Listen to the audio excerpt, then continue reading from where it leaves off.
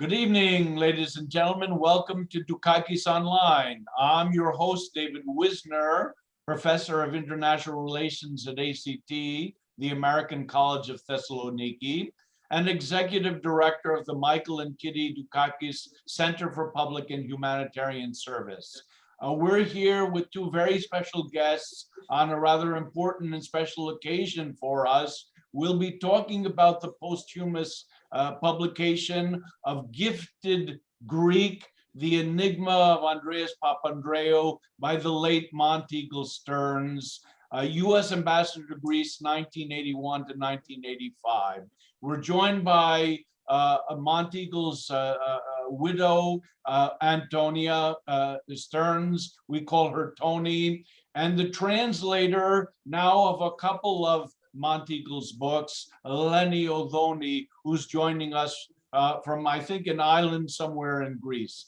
So as I've said, this is a rather important occasion for us at the Dukakis Center. We hosted the Stearnses in 2004 on a rather special occasion for us at the Dukakis Center. It was the 5th anniversary of the Dukakis Center. And it was the first opportunity we had to hear from the horse's mouth, so to speak, from Ambassador Stearns, the project that he had been thinking about for quite some time, to write a book about his longtime acquaintance, the former Prime Minister of Greece, Andreas Papandreou.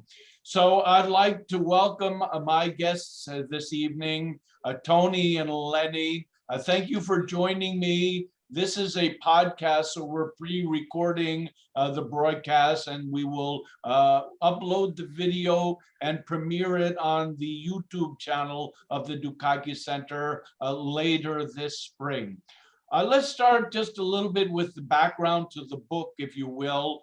Tony, you were involved in the writing, I suppose. You were with Monteagle in Athens in the early 1980s, and a lot of the experience that he discusses in the book is a joint experience. What did it mean to you to see the book to publication?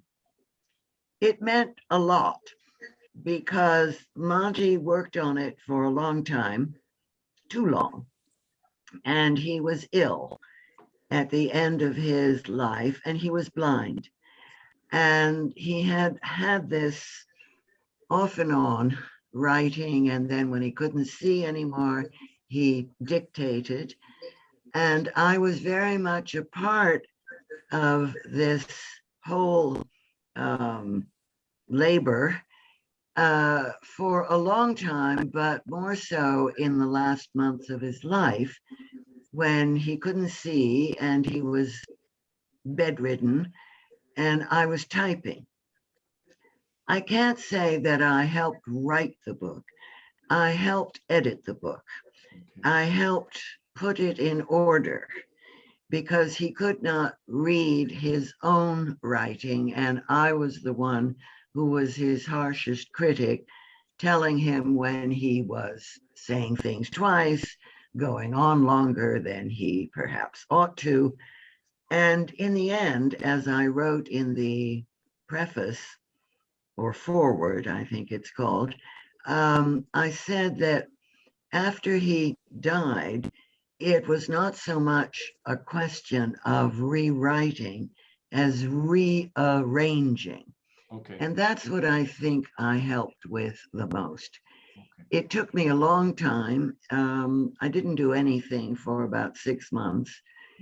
And then suddenly Monty's muse appeared, and I worked all throughout 2017 and 2018, and then I spent 2019 trying to find a publisher, which is Potomac Books, an offshoot of the University of Nebraska Press.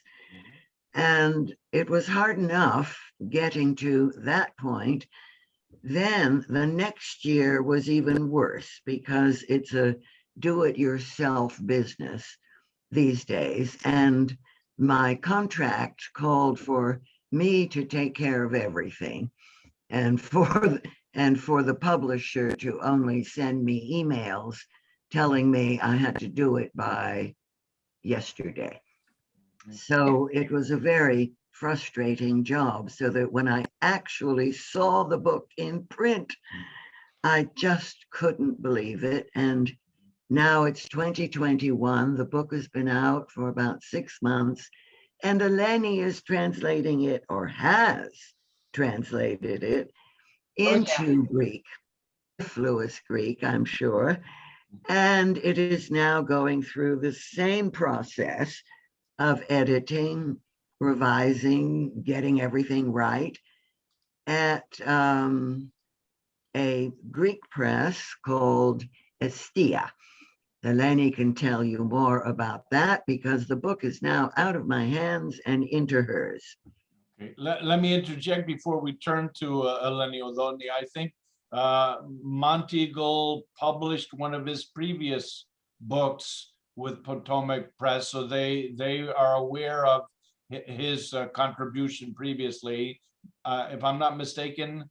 No. No. Okay. Monty published his first book under the aegis of the Council on Foreign Relations. Okay. And his second book was published by the 20th Century Fund, as it was then called. I think it's now called the Century Fund, since we're in the 21st. But no, what had happened, though, was that Eleni translated his first book on Greece, Turkey, and Cyprus. Okay. So let us then, you have a copy of it here.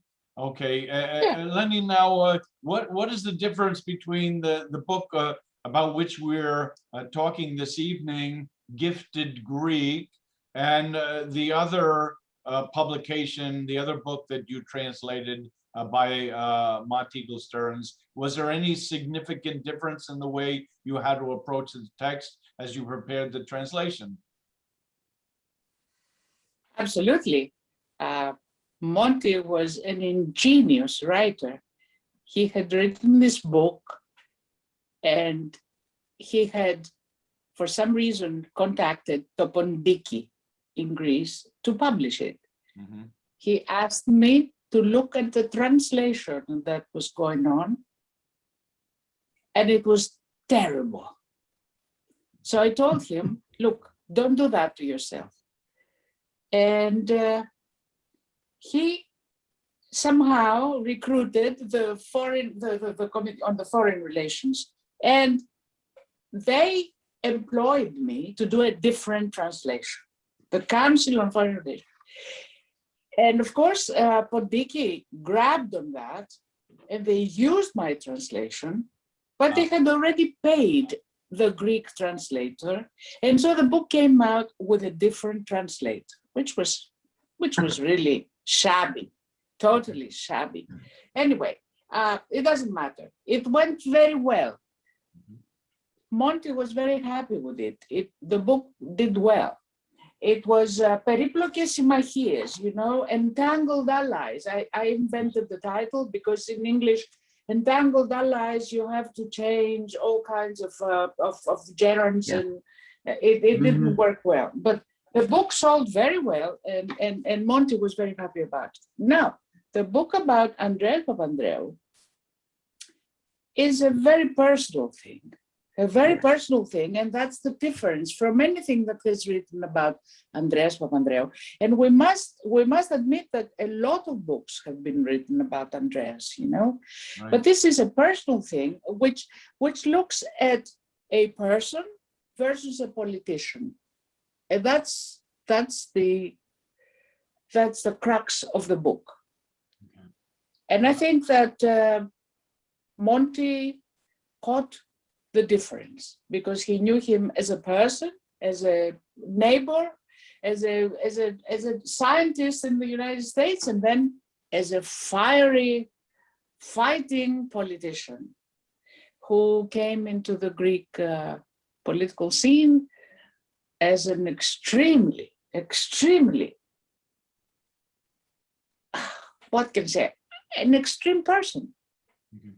Yeah. Yeah. And so, but that caught the imagination of a lot of people. And yes, on the other hand, yeah.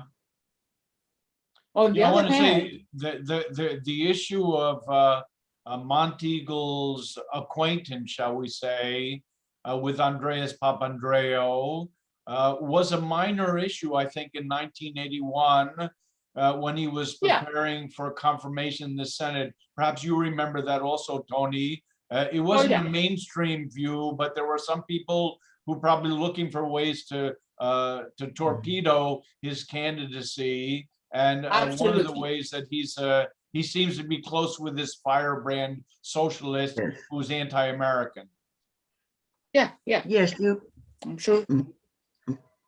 Eleni, do you want to answer, or David, do you No, want I me think it's your question. I comment think on it's your it? question. Well, I should say that in early 1981, the Reagan government had just come in, Administration. and it was morning in America, and it was conservative, and we were going to be number one in the world. And here was Papandreou, still head of the opposition party. He wouldn't be elected prime minister until October of 1981. And when Monty was chosen to be ambassador in Athens, and this was our third tour there, we had spent a total of 7 or 8 years there prior to it.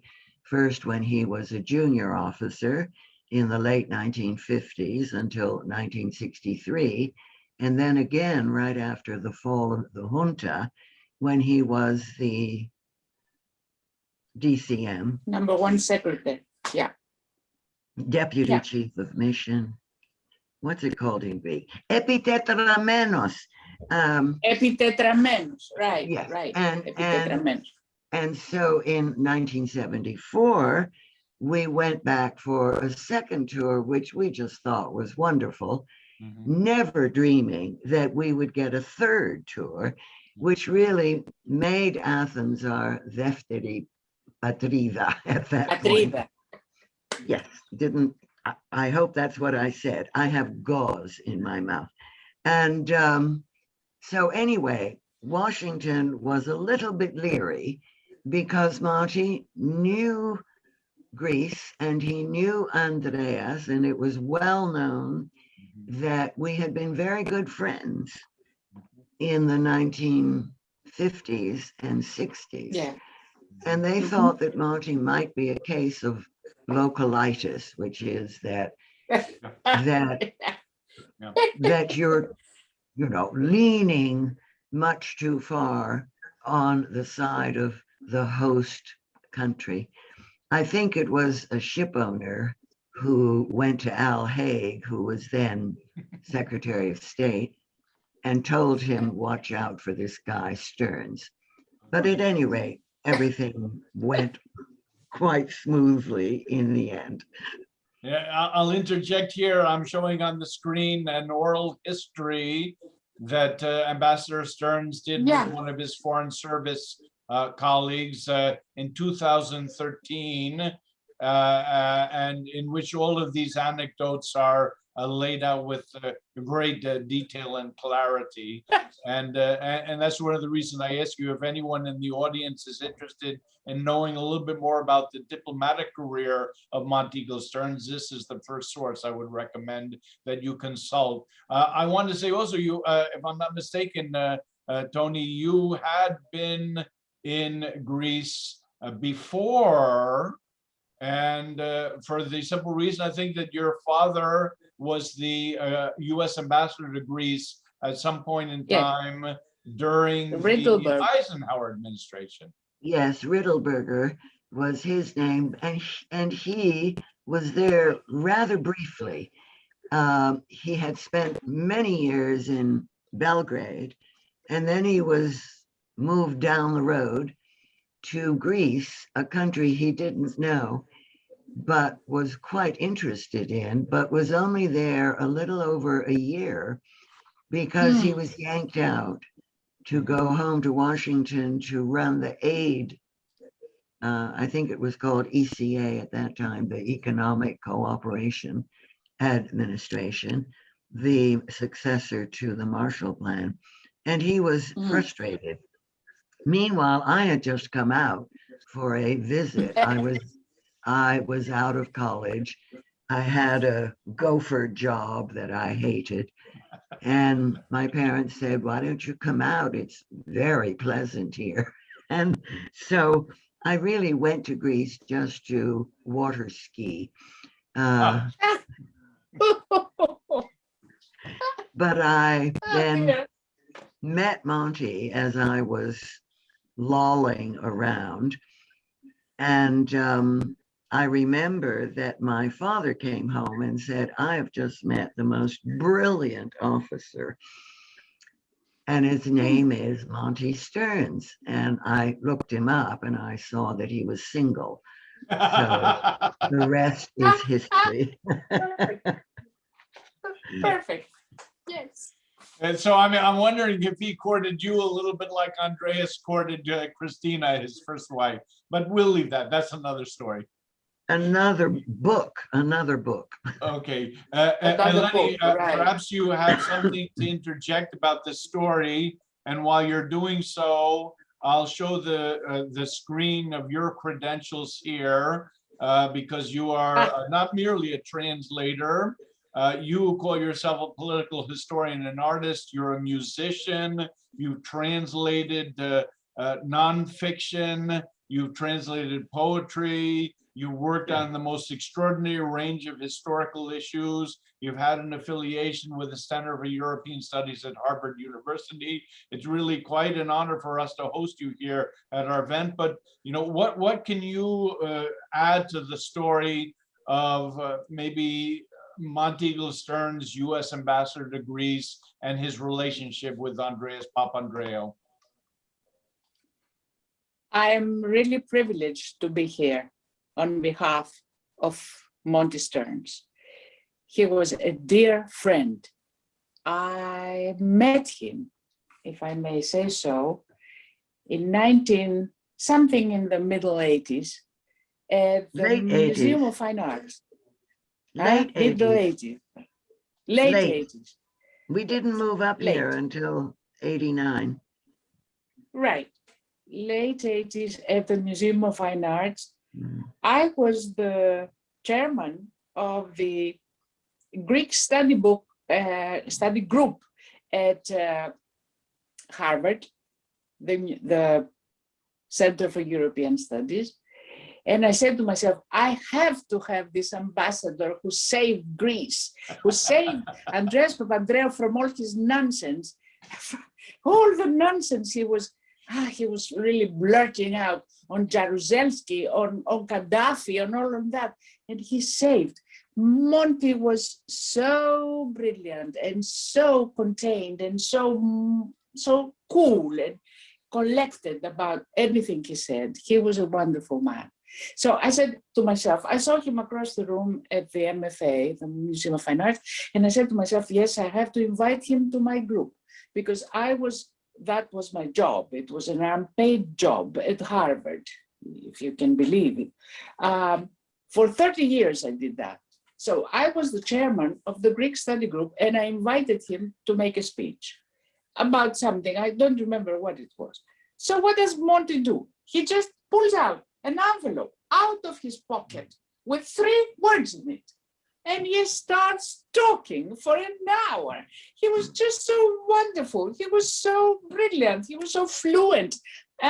Tony's waving at me. Yes, he was a brilliant man. And that's how we met. This was the late 80s. It was just after he had been teaching at Simmons College. Yeah. And after that, he was at every Greek event willing to participate and, support Greece, which was, he's the ultimate, he was the ultimate Philhellene, He loved Greece. And then it was something very moving to me because I'm not very, I left Greece when I was 18 years old and I saw all the faults and all the the problems, but he was just a wonderful man. And then all of a sudden, in the 1990, probably 1990, he calls me up on one day and he says, I have this book ready. Would you look at the translation? I said, of course, Monty. And I looked at the translation, it was really bad. It was a high school translation with Pondiki. And I said, you know, if I were you, I wouldn't publish this book because it's going to ruin you. He said, okay, I'll look what I can do. And so he contacted the Council on Foreign Relations, and they paid me for a new translation. Unfortunately, it came out under the man whom Pondiki had paid to do the translation. Too bad. That's all right. Right. Terrible. But this book was very successful, and Monty was very happy with it. So I'm not going to argue with that. Andreas, however, was a man he knew since his earlier days. And that was a fascinating thing to him. I don't think there are other books about Andreas Papandreou and the way Monty knew him. I think it was a very different time. And yes, that's the book in English. Mm-hmm. The one I have, if you want to see it, is Περίπλοκες Συμμαχίες. I invented the title because in English it doesn't work, you know, Entangled Allies. So I think that Andreas was a dual personality, a Janus personality, and that's what comes through the book, The Gifted Greek, which now has a different title in Greek.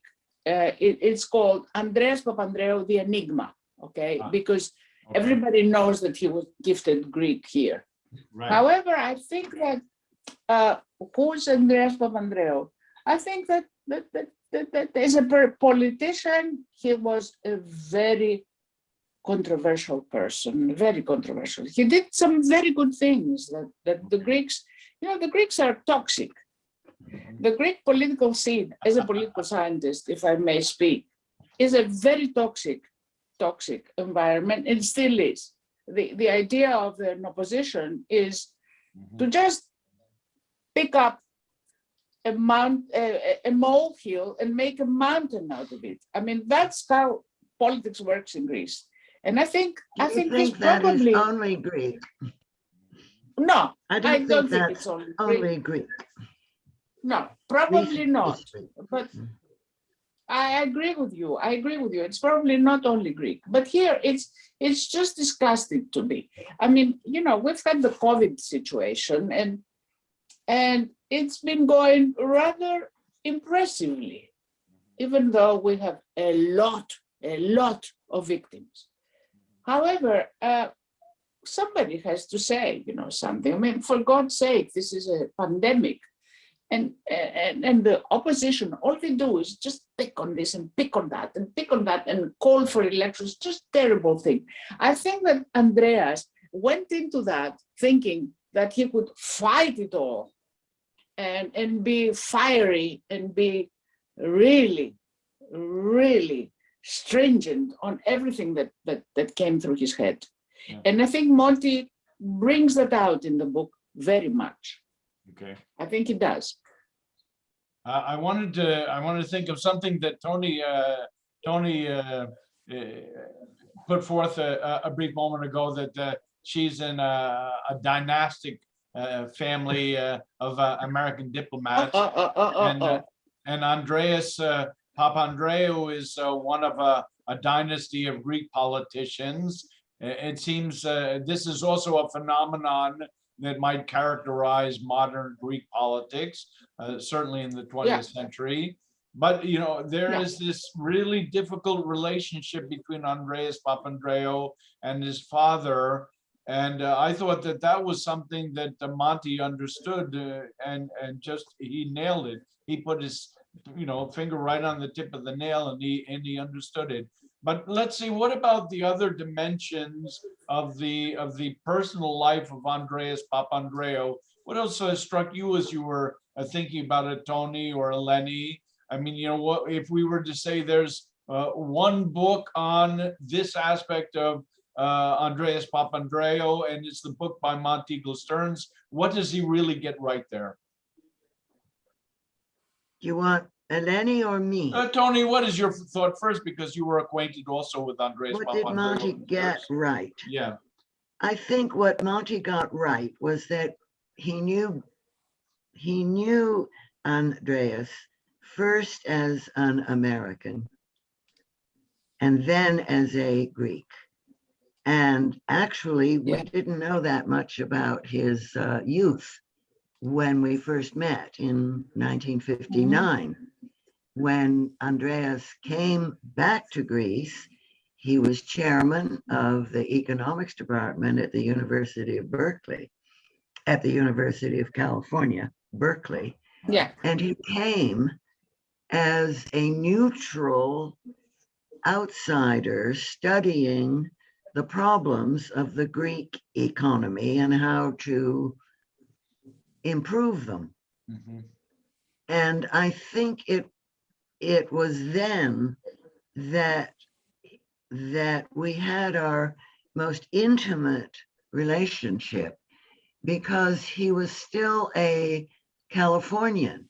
Okay. He had a wife who was from the Midwest. He had 4 kids. This None was of Margaret. them spoke Greek. The children were actually young still, I think 8, 6, 4, and 2. I used to babysit them.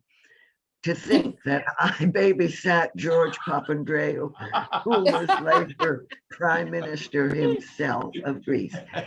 But anyway, I think it was this candor and this way of unloading and venting with Monty and me in the late 50s and into 1963, sort of off and on, because he had left to go home again in 1960 after 1 year, and then he came back twice. And we had left at the end of 1962. But Monty was from California, and so we saw them several times on our home leaves. And once again, it was this totally candid way of talking about Greece's problems as 2 Californians. And I think that gave Monty, or it gave Andreas, a kind of comfort and ease that was never lost. Okay. You know, It lasted for 30 years. It should be said that Monty, in his generation, was a bit of an outsider in the sense that he wasn't East Coast educated. He, you know, I think he was the Californian in the Foreign Service, right? Or do I misunderstand his background? Well, he was half East Coast and half West, a little bit. Because he was born in Cambridge. Yeah. He was born in Cambridge. Yeah. But he also was an only child. His parents divorced. She moved west because she came from Palo Alto.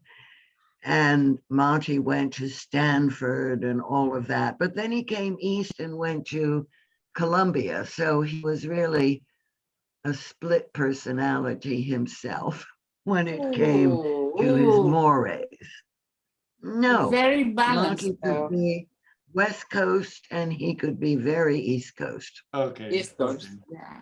Yeah, and it's just something I learned, that somehow with Monteagle, you know, my family generations back and his family were somehow connected because they came from England on the same ship in 1630. And if that isn't a happenstance, that's quite extraordinary. I'm sorry, I didn't really understand that when he came and visited some years ago. You know, on the Arbella, yes. Yes. We hosted a webinar before the letter in 2011 with Monteagle live from Harvard University, and a very distinguished Greek diplomat, Pavlos Apostolidis. And we were talking about Greek negotiating behavior and we asked Monteagle to reflect a little bit on his experience. And I was sitting next to Pavlos Apostolidis, Ambassador Apostolidis, and he was nodding, and he was in awe and wonderment that Monteagle was so able to characterize the essence of Greek politicians and Greek diplomats. Now, maybe Eleni, because you have this rather extraordinary situation, you're a Hellene yourself, you've lived abroad for a number of years. You know, do you get a sense reading Monteagle's texts that this is really what he's all about, that he's really able to capture these aspects of the Greek character in a few pages? Is that your experience? I'm kind of curious what you get out of reading his texts as you're preparing to translate. Absolutely. I finished the translation 2.5 months ago, and we're in the process of correcting it, correcting and editing. I am up to it, but I don't get all the texts all the time. Monty was extraordinary in not only in what he wrote, not only in his total absolute understanding and really deep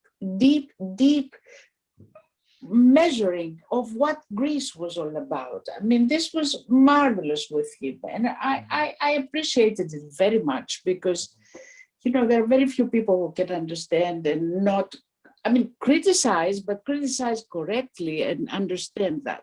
The Greeks have no sense of humor, and that's a terrible thing. They satirize people, they are sardonic about things, but Monty was never that. He was always perceptive, and he understood everything about Greece. And so he was a marvelous interlocutor, marvelous. Mm-hmm. And so when he asked me, I think in his last years, that if I ever publish this book, will you translate it? I said, of course, Monty. I made this promise to him, and that's exactly why I did it.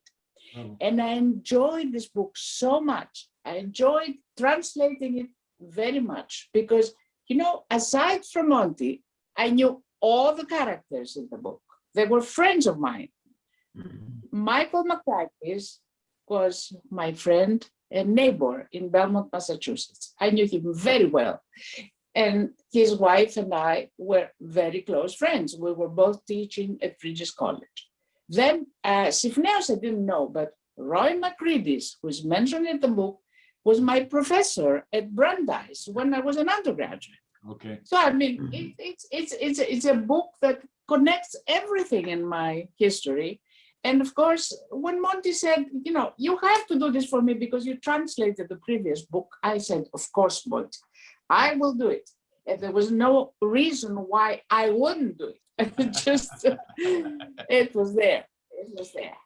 Okay, let's shift gears a little bit and say, now what about, we know Monteagle and we know about Greek politics and Greek history, so we're initiated in a sense. But to what degree is the non-initiated reader going to appreciate the sorts of things that we're talking about here? Or what do you think? What is the readership of the book going to be, Tony? And how are perhaps some of his foreign service colleagues, the younger people who came up while he was still ambassador? What do you think? What is the readership going to be in the United States and Greece of this fabulous book?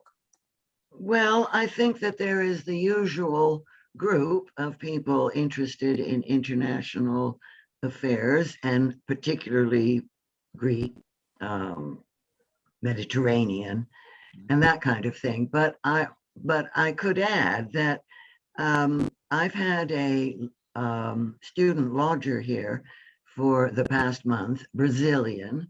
He's a cellist, and he plays the cello 18 hours a day, and he has no other interests. And he picked up a copy of Monty's book, which I still have 3 left to hand out.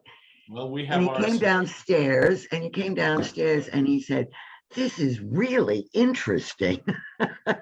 And I thought, if a Brazilian 22-year-old cellist likes the first few chapters, I then wrote in it to him, and being 22, I think he has left now. And I think that he accidentally left the book upstairs, but it doesn't matter. I was so happy to have him drawn into it.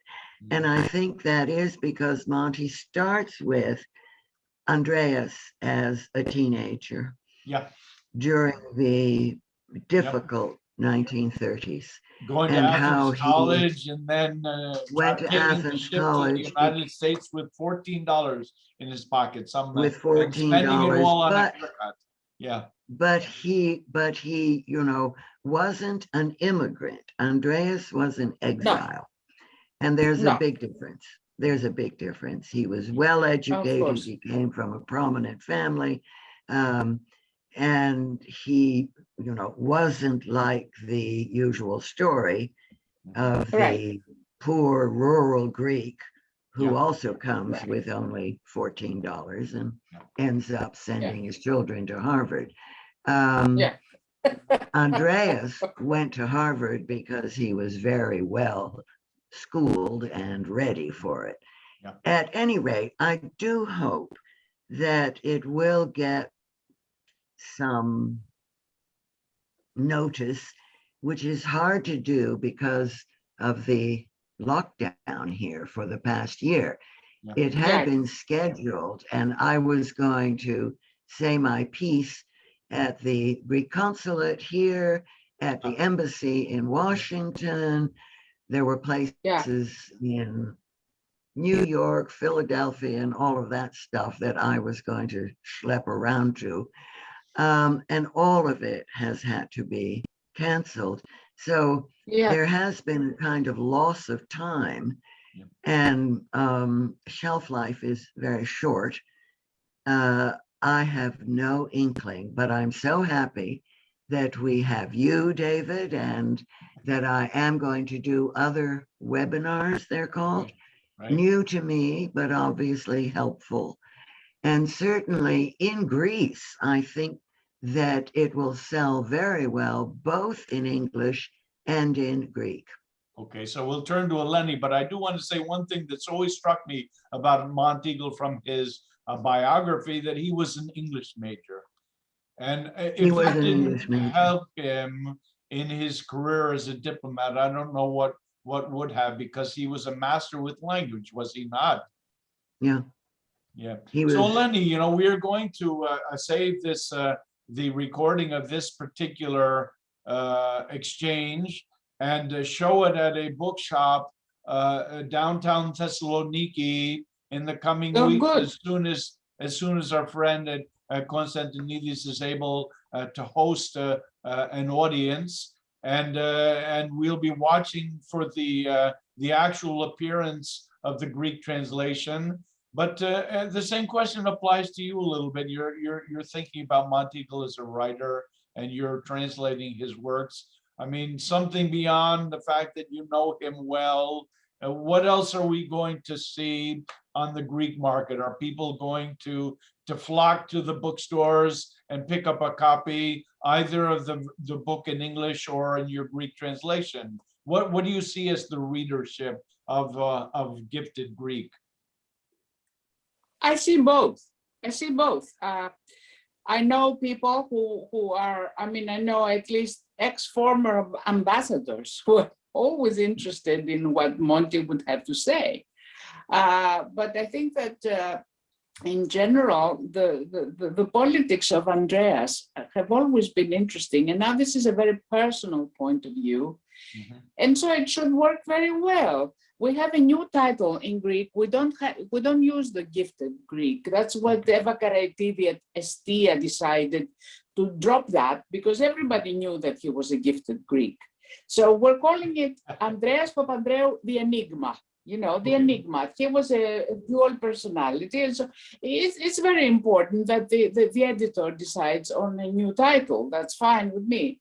I don't mind it. My husband is a alumnus of Anatolia College. Is that And right? so, yes, 1965. So, no, I'm sorry. Yes, no, 1961. I'm sorry, 1961 alumnus. And he's among those who are distinguished in Anatolia, at Anatolia College. And so we are in constant relationship with Anatolia. We were there when the Dukakis chair was established. We were in 1999 there. Very nice. Yes, we were there. We came and we saw Michael. I mean, we knew Michael and we knew his mother and we knew the whole family, Kitty. And so, I mean, it was lovely. And we were very proud to be there for this occasion. And we have kept in good touch with Anatolian graduates. And so I think that these people will be interested in buying a book by Monty Stearns, because Monty wrote a book that was very important, not just about Andreas and his relationship, which is very personal, but a fathoming of the Greek politics, which is truly toxic at times. And it's important to see how Monty saw this. I think it was very important to see how Monty saw this. And it's a different angle of looking at Greek politics, you know? That's how I feel about it. Of course, I was very privileged to know him for some 40 years and to be his friend. And I would never have rejected the idea of translating the book, because he made me promise I would. Of course I did. Well, now what about the title? And because that was really my last question, Enigma, Yeah. the subtitle in English, I think is a Yeah. double entendre a little bit. And I'm not Yeah. certain whether you Oh, captured it that. isn't. Yeah, because you're No, saying, what does it mean to say there's an enigma of Andreas Papandreou? Is it that he is the enigma, or the enigma Yeah. is the attempt that we have to make personally to try to make sense of this guy? Well, this was the title that Eva Karaitidi, the editor of Estia, decided we should do. Okay. And I don't object to it, because, as I say, to say gifted Greek, we all knew that he was a gifted Greek. For a book in Greece, it doesn't make much sense. Okay. No, and I think, So, Andreas, but Tony? Yeah, Tony? no, I Tony? had only wanted to say, Monty used gifted Greek as a kind of irony because of the old phrase, beware of Greeks bearing Of gifts. Greeks bearing gifts. And Yeah. and I think that may be too clever by half, but anyway, that is why he called him that. Absolutely. But he had Absolutely. actually But Eva, started out with a title that was so boring, you know, the history of Andreas Papandreou in both Greece and America. Okay, kind so of maybe title, we'll and- cut that from the recording here. The first title was a non-starter, right? It was yeah, just no, to get Tony, it focused. Mhm. Tony, the English title is much better. But Eva said, you know, we all knew he was a gifted No, Greek. I you know, can and understand. No, she has to make the decisions of the Of editing course. and of the publication. So Of she course. said, we'll do Andreas Papandreou, the Enigma. The Enigma. No, I think it is Yes. absolutely fine. You have to make it catchy. You have to make it catchy, otherwise it doesn't work. Right. Yeah, absolutely. Mhm. You have no idea how many books about Andreas are on the market here in Greece. Oh. Too many.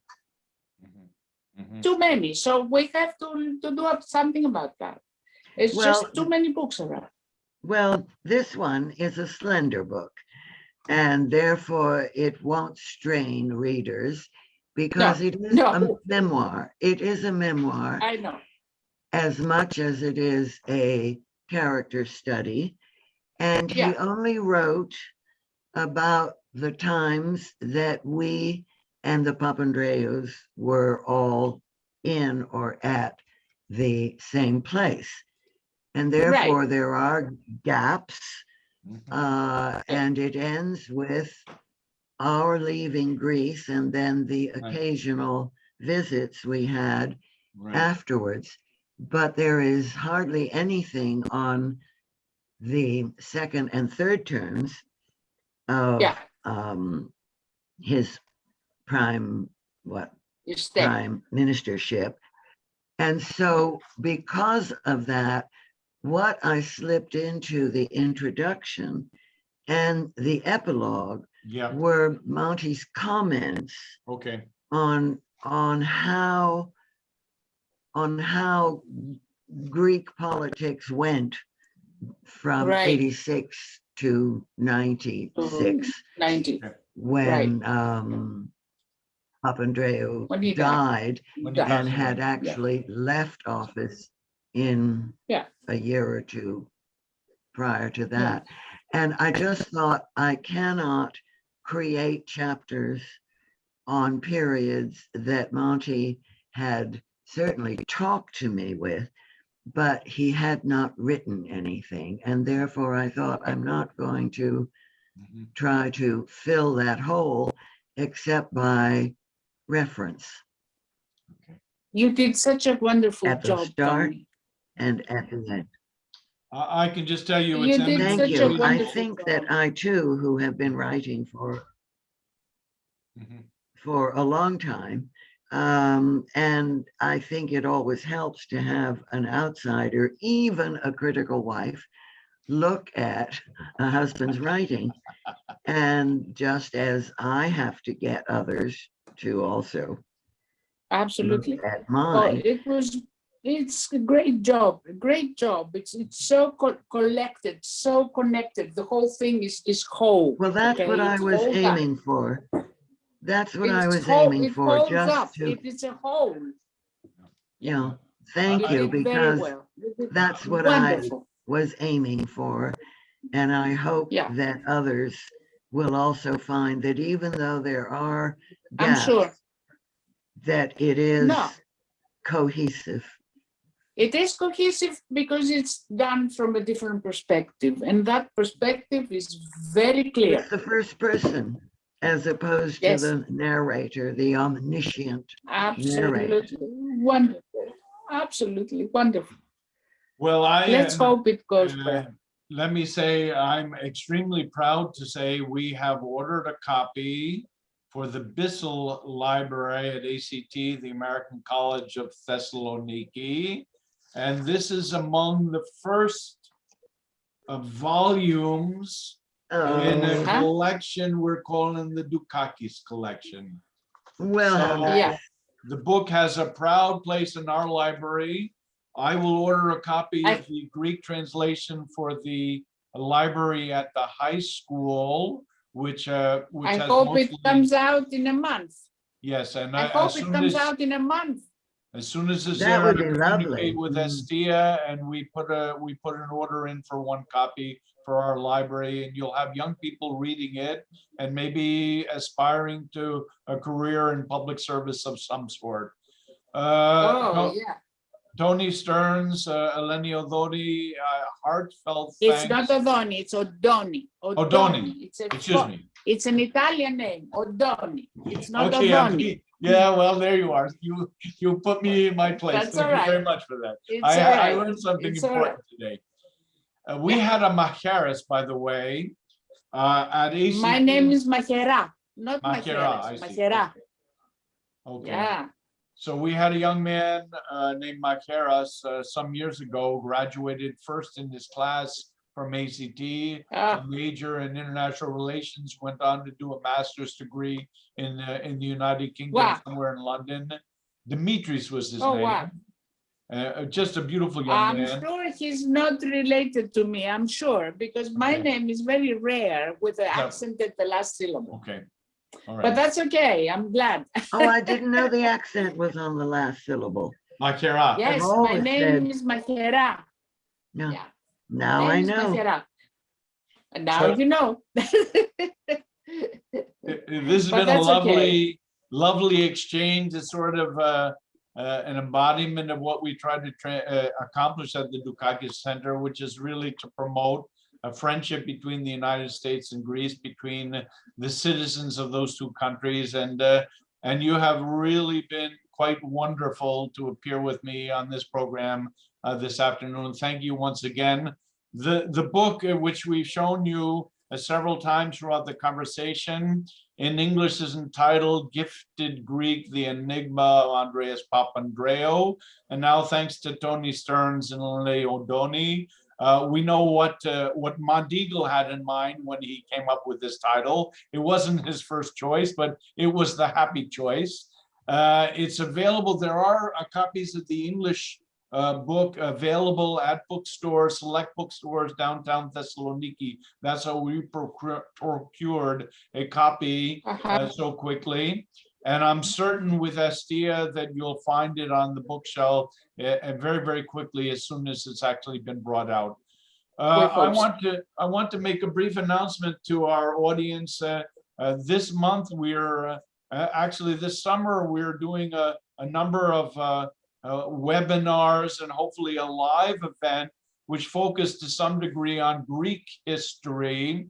Our next event will be a discussion of the American and Greek revolutions in comparative context.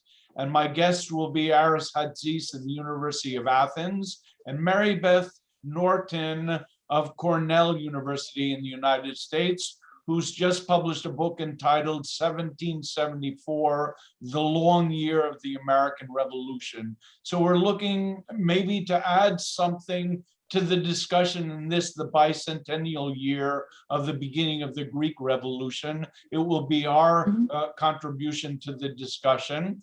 We will host an event with a French scholar looking back at the 2500th anniversary of the Battle of Thermopylae with Leonidas and the 300.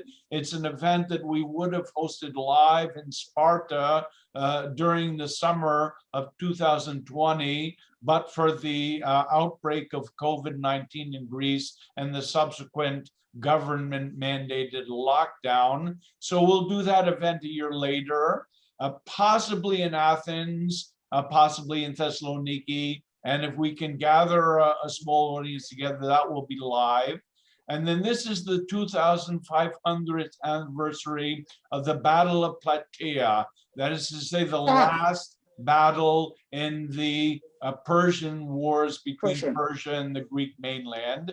And so we will commemorate that battle also, possibly in a live event in Sparta. So we have some ambition with our events, and we're trying to do something a little different. Also to contribute something to our Greek friends, our friends in Greece, that perhaps they might not have thought about doing with their own resources and given their own interest. That is really one of the central purposes of the Dukakis Center at ACT. That said, I'm going to thank once again Tony Stearns and Eleni-Odoni, whose name I'm pronouncing correctly now at the end of this long webinar. We will see you soon. Bye. Thank you very much. Thank you very much for having us. Wonderful.